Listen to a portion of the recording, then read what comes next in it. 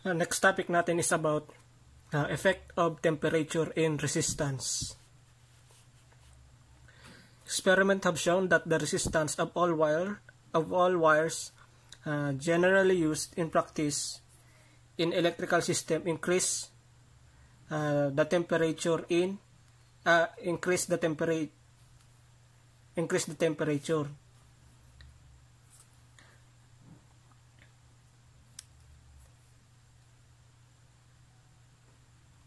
So pag ang wire, so for example ang wire exposed natin sa araw, so ang resistance niya is mag-i-increase.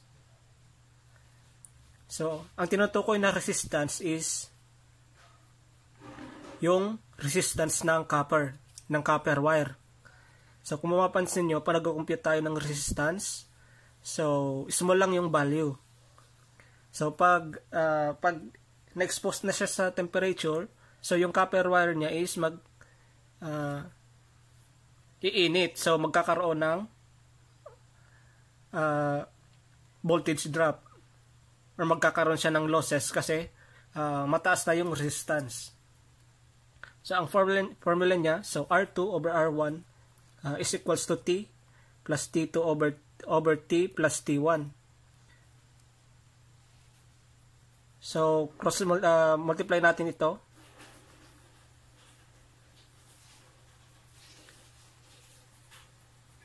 So, ang general formula natin is R2 over R1 is equals to 1 over phi quantity T2 minus T1. Or, itong term na to is change in time. So yung phi is equals to 1 over T plus T1. So R1 is initial resistance ohm. R2 is the final resistance. T is the capital T, inferred absolute temperature when resistance of a given material is 0. Then T1 is initial temperature, T2 is final temperature. And the phi is, tinatawag ko siyang phi kasi parang isda yung kanya symbol. So, temperature coefficient of the resistance.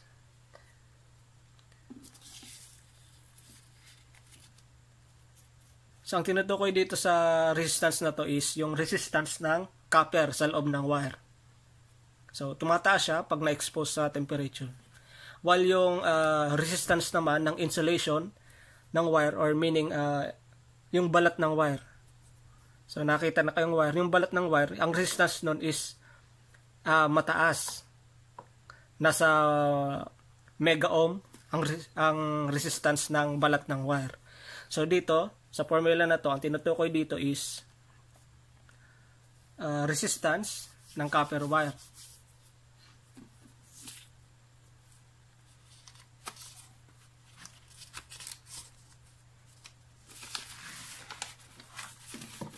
Meron tayong table. So, dito sa table na to, pinapakita ng so, for example, silver. So yung resistivity, ito. Then, yung temperature. Then, ito yung phi. So, ano na to, yan na yung ano niya, yung unit niya. So naka-standard unit.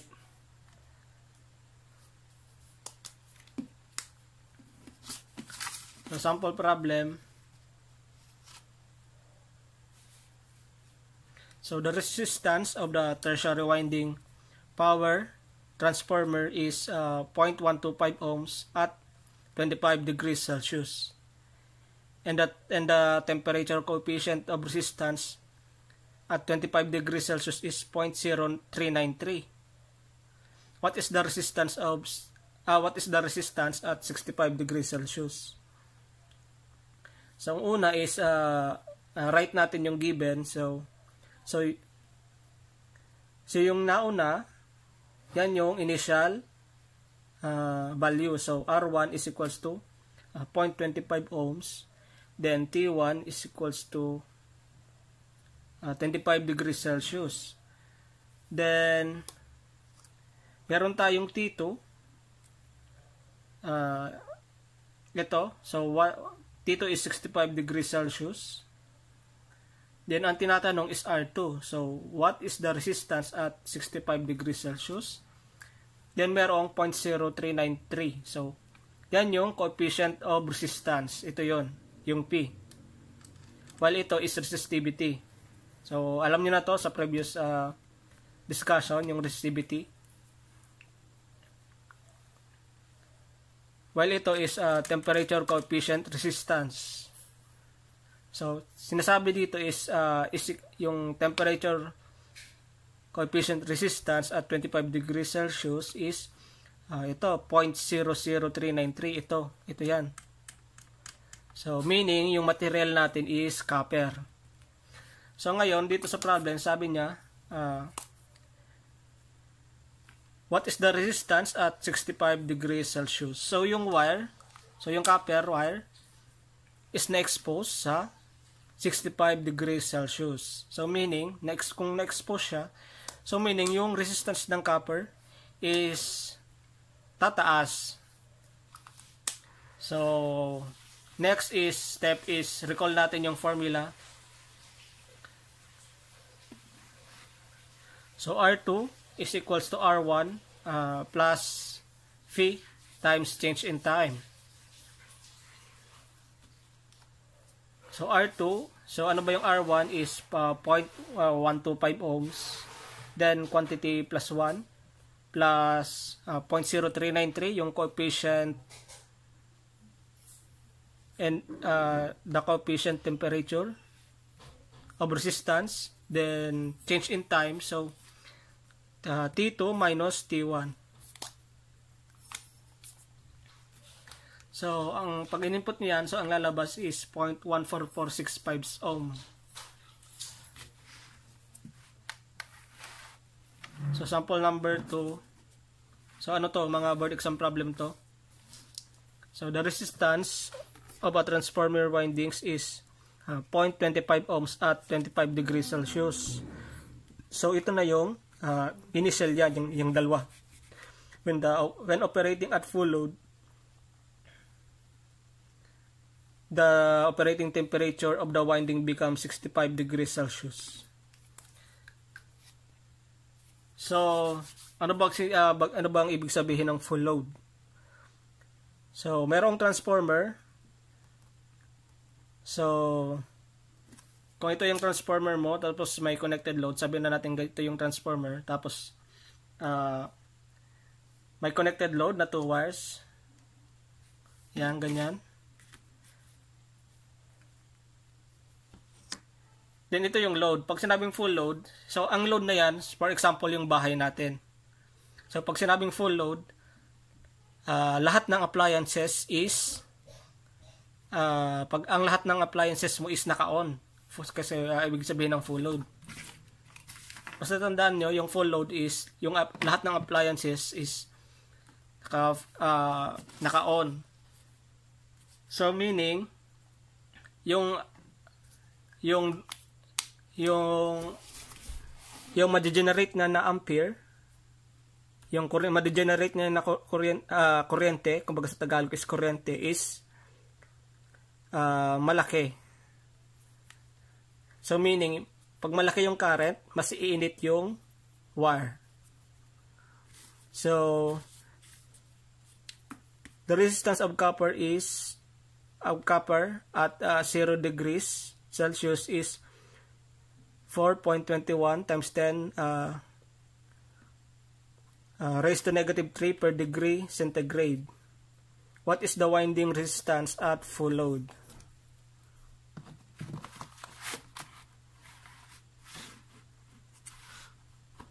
So itong phi na to is, ang unit niya is nasa degree Celsius. So temperature. So R1, so yung unang nabanggit, yung R1 sa T1, 0.25 ohms. Then T1 is 25 degrees Celsius. So Then T2 is 75 degrees Celsius. And the coefficient temperature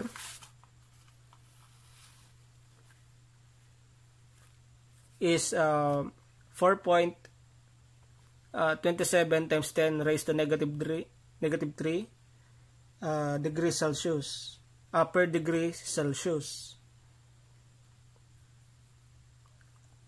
Then ang hinahanap sa atin is R2.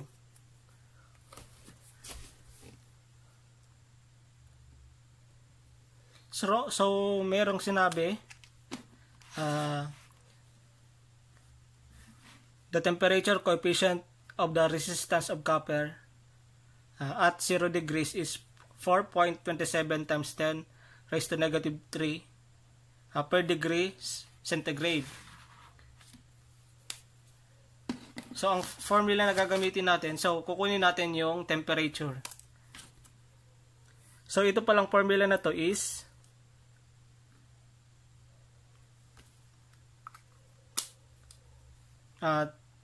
temperature coefficient resistance. Ito yung gagamitin mo. So phi sub 0. So coefficient temperature resistance.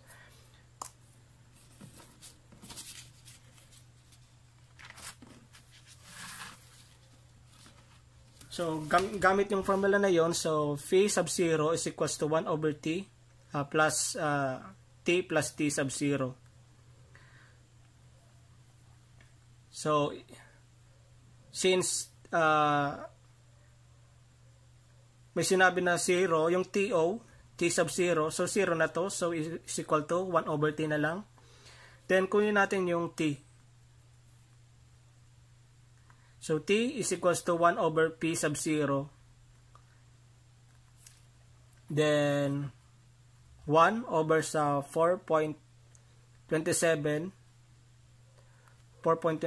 times 10 raised to negative 3 per degree Celsius. So kung mapapansin nyo, tataas na lang yung unit ng degree Celsius. So equals sa 234.192 degrees Celsius.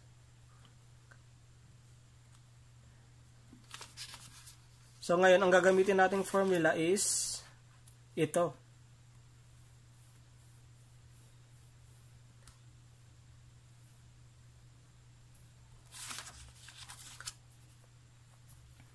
So ang gagamitin natin is itong formula na to. Then equate natin sa R2. So may siyang R1 quantity T plus T2 over T plus T1. So ngayon, substitute na natin yung mga given. So ayan, yan yung mga given. So 0.25 quantity 234.192 plus 75 over 234.192 plus 25. So pag in-input niyan, so ito, so equals natin to. So ang lalabas is 0.29. So ano nga ba yung pagkakaiba ng dalawang formula? So kung mapansin nyo, ito gagamitin natin to kapag may sinabi sa problem na 0 degrees. Gagamitin natin tong formula na to. So hint yan, hint. While sa previous problem, so pag walang 0 degrees, ang gagamitin natin na formula ito. So yan yung hint. Hint na kung ano yung gagamitin yung formula. Saka tandaan nyo to. So yan yung mga hint.